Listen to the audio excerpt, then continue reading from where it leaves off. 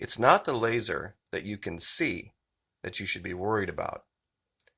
It's the one that you can't see that's going to do the damage, the one that's invisible to the human eye. In today's video, we are going to show more evidence that what was observed over the southern United States was very likely a high-powered infrared laser test the U.S. military was conducting back during Hurricane Delta. We used images like this for those videos, and of course these are all artists' renderings. Infrared lasers cannot be seen by the human eye, and that's key to today's video, because they would present an untenable threat not just to enemy forces, but also to friendly forces.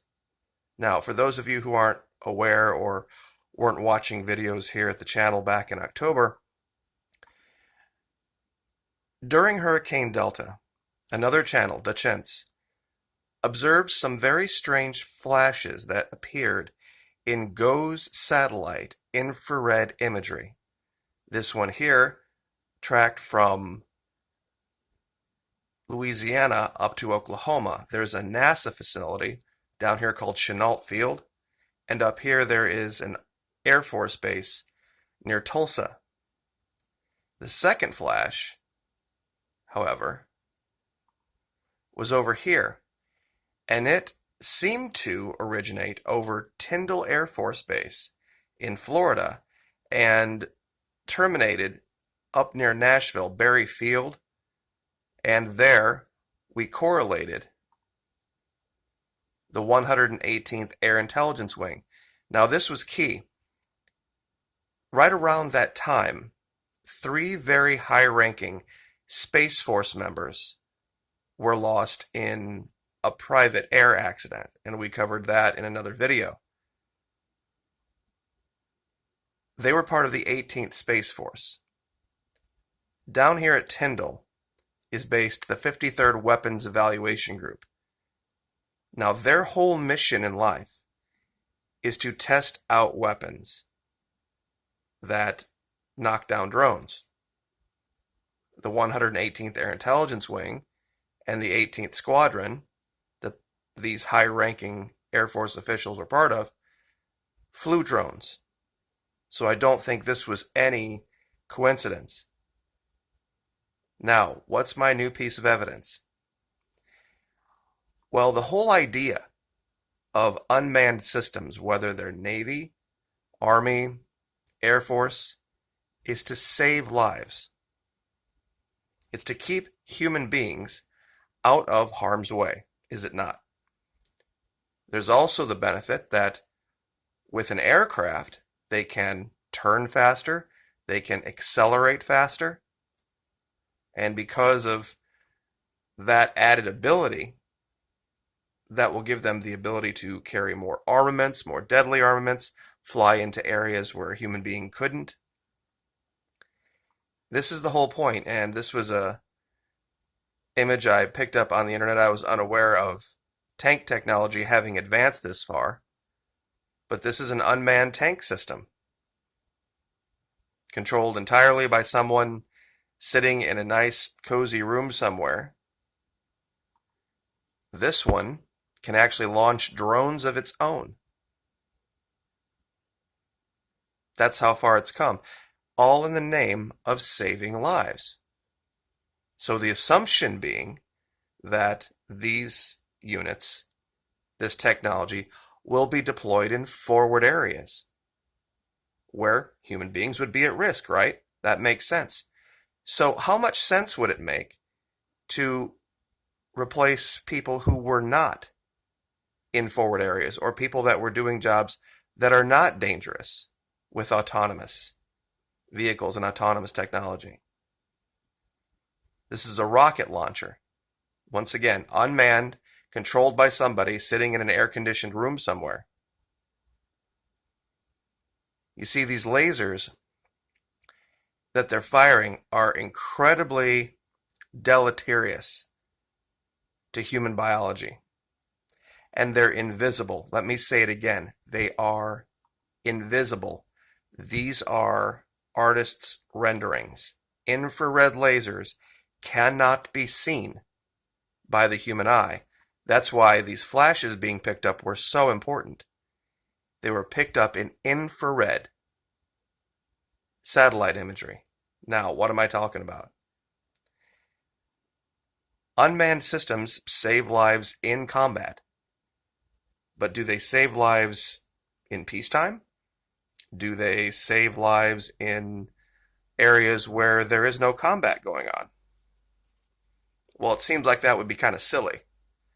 And anybody who's ever served in the military knows anything about the military. The military will always choose manpower over technology if they have a choice. If safety is not a concern, the military will always choose manpower over technology. Because they have a whole bunch of people that they got to pay anyway, sitting around quote unquote on the payroll. Meaning if they have to dig a ditch, instead of getting a backhoe to do it, if they have 20 E2s and E3s with shovels, guess what they're going to do?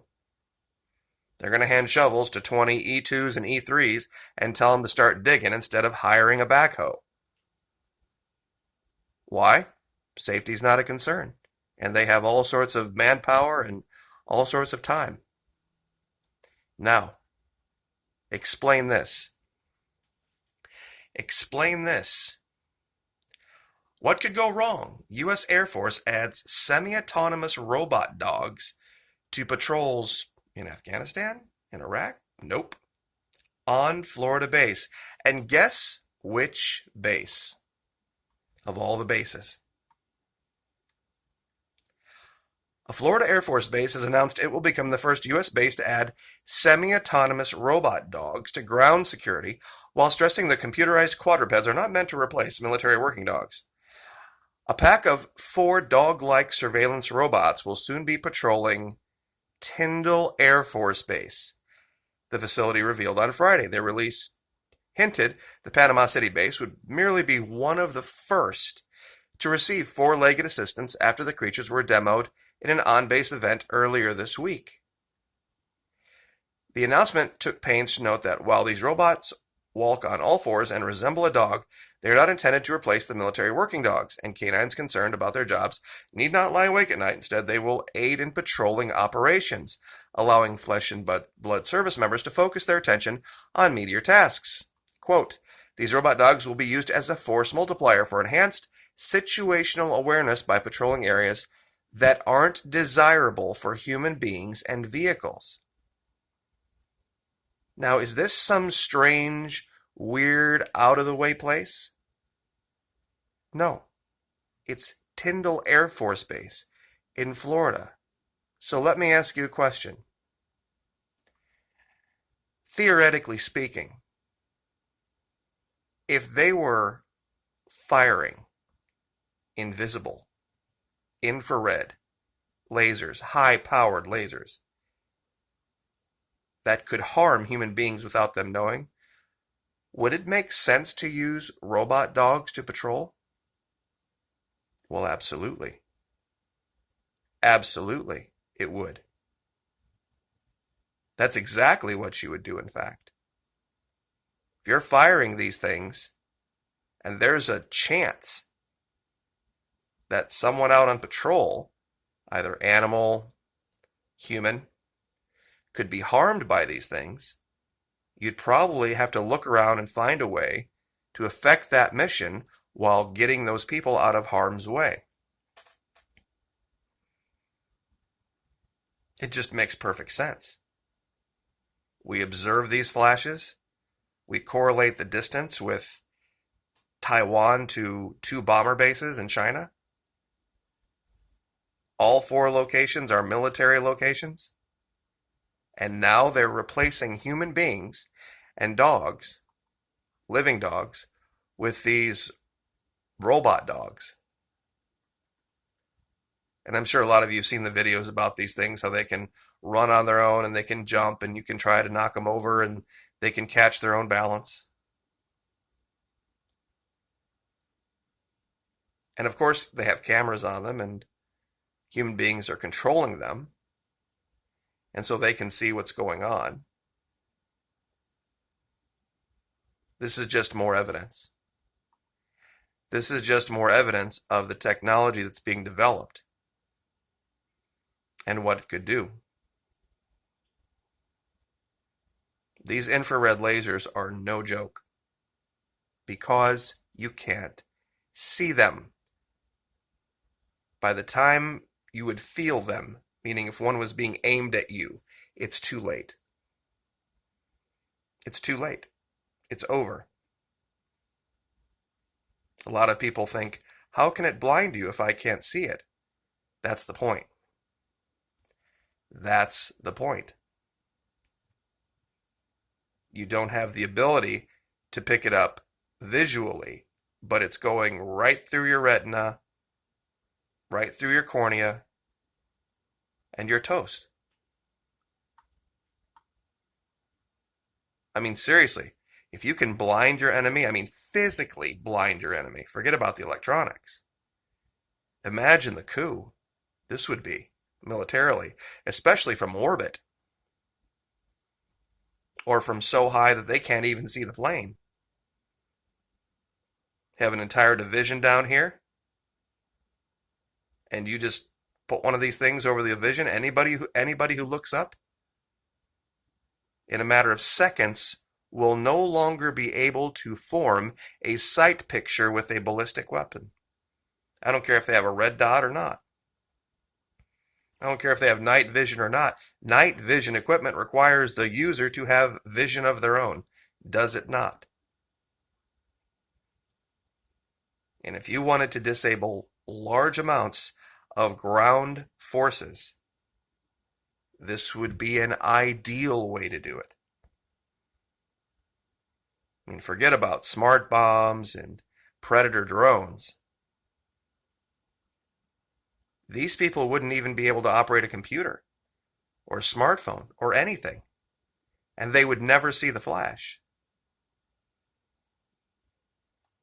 But of course, you would have to protect your own people from this, especially during the testing phase. And what better way to do it than by replacing your patrols with robots? Why in Florida? Why at a stateside base during peacetime? That's the question you're going to have to ask yourself. I think it's pretty clear, guys.